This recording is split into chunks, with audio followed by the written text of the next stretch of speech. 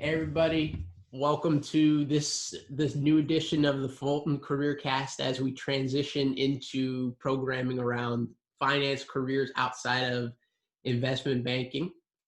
And I'm excited to have Michael Macroni here today with me. Mike, how are you doing? I'm doing well, Drew. How are you? I'm doing well, doing well. So, Michael, how about you give our students just a little background on yourself? Starting maybe with BC grad year, concentration, and kind of your early career. Sure. Yeah. So I graduated BC in 2013. Graduated from CSUM, double concentrated in economics and finance. I've been since school. I've been with the same employer the entire time. So I've been there for a little over 7.5 years now. The name of the company that I started with and I'm still with is called Third Bridge. And basically coming out of school, I was hired as a research analyst there. What Third Bridge does is work very closely with institutional investors, so hedge funds, private equity firms, as well as management consultants, and basically partner with them during their research processes by finding people in the industries that they're researching to connect them with and help them have conversations that can help and facilitate their research. So really what I was doing coming out of BC was speaking with those types of clients on a day-to-day basis, understanding the different investments they were looking to make, and finding people out there in the world that can help educate them and help get them up to speed on the investments as quickly as possible. Absolutely. And a little bit deeper, so that's rare when we hear that somebody's with the same company for 7, 8 years to start. Could you go a little bit deeper? What's kind of kept you around and what's kept you to stay there? Yeah, definitely. I would say, especially in our generation, right? It's kind of rare to leave school and be at the same company for coming up on 8 years almost. I think when I was fortunate to join the company at a very unique time. So it was a London-based organization. They'd only been operating in the US for, a year or two at the time. And so when I joined the New York team, there were only about 15 people there. But it was growing very quickly, doubling in size, revenue, all that stuff, pretty much year on year for a few years in a row. So I was able to get in at the ground floor while it was still, small startup-y type of feel. And because of that, I was given a lot of responsibility very early on as the office grew. They needed people to take on leadership positions in a very short period of time. So within a year of graduation, I was actually managing my own team. Within 2 years, the organization was big enough to start having different divisions. So I became a vice president for our consulting teams. And so, being able to step into leadership positions, really expand my skill set, leverage a lot of things I learned at BC, but also just a lot of things I had to learn by doing it and making mistakes and growing. I was just constantly being given new challenges, new opportunities to grow. And so now I've been a VP for about 5 years now, actually. And, even having that same title for so long, I mean, when we started this, I was a VP of a division with 15 people. Today, it's 100 people. It's 2 offices across New York and LA. It's meeting with my teams in Asia and London and things like that. So it's really just, it's the same organization, but it feels like I've had 10 different jobs over the course of time because of how dynamic, the company is and the industry is and how quickly we're growing. So it's really been able to keep me engaged despite the consistency of the organization. Absolutely. So you had early career progression, rapid growth, which is always good. And you mentioned in there a little bit about, learning baptism by fire, kind of learning as you go. Could you talk about just maybe some skills that you brought into the job or some skills that you had to develop early on?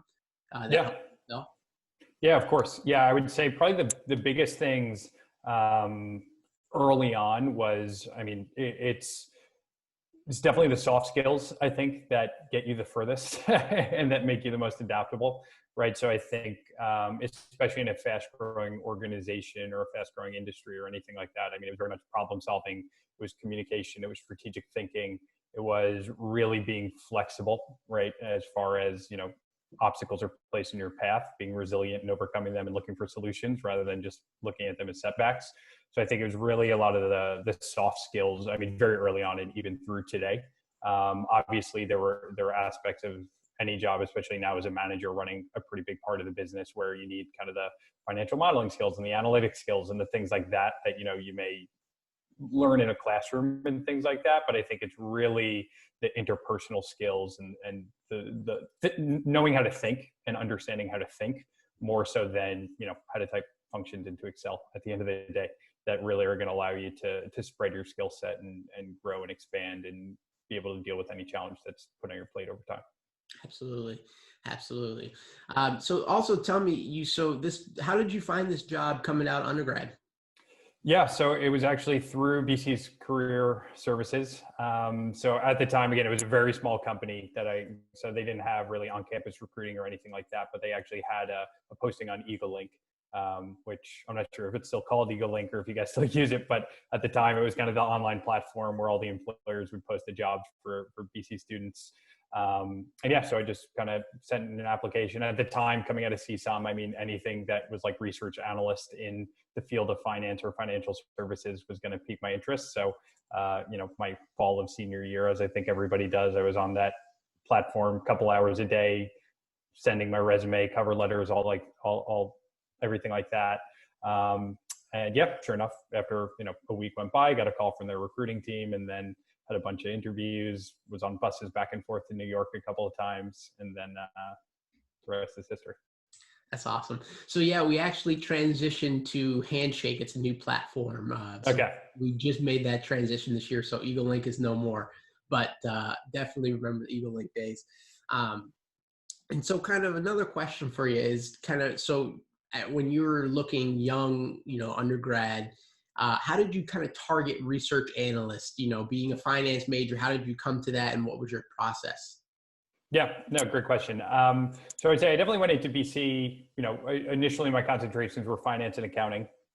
And then after my sophomore year, I had an accounting internship at BNY Mellon, realized I wanted something a bit more analytical focused, was liking my finance classes a bit more, which is when I kind of pivoted towards finance econ. And then after my junior year, I had an internship as an equity research analyst at a buy-side firm, and really liked the analytical aspects of the job, like the research aspects, really like being able to dive deep onto things.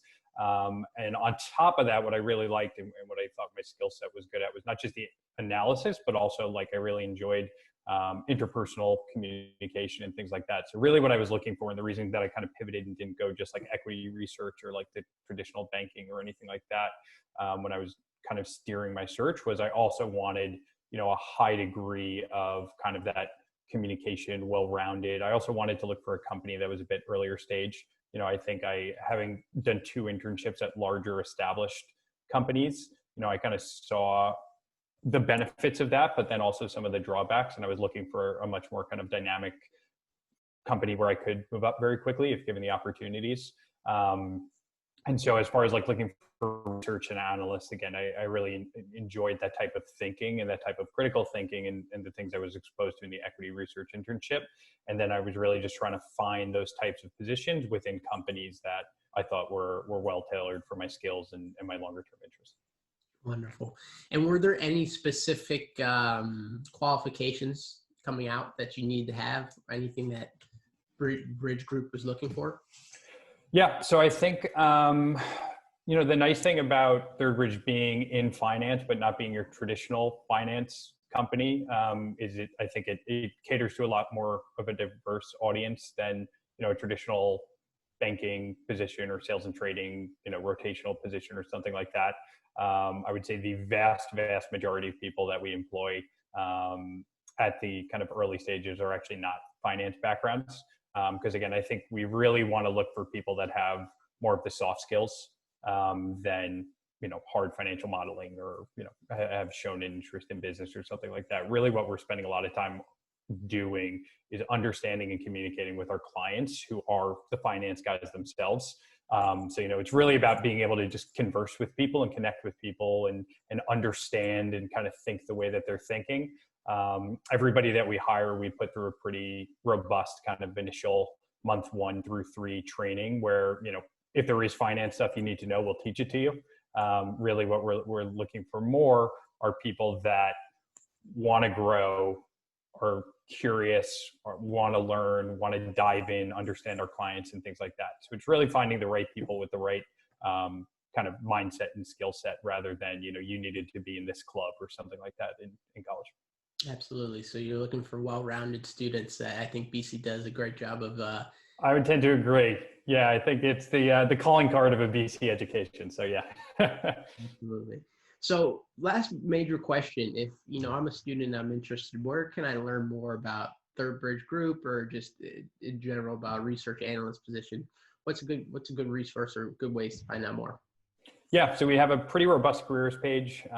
So thirdbridge.com has a lot of information. Obviously for any BC student, I would encourage you to reach out to me. I'm always happy to talk to fellow Eagles via LinkedIn. I'm pretty accessible and things like that.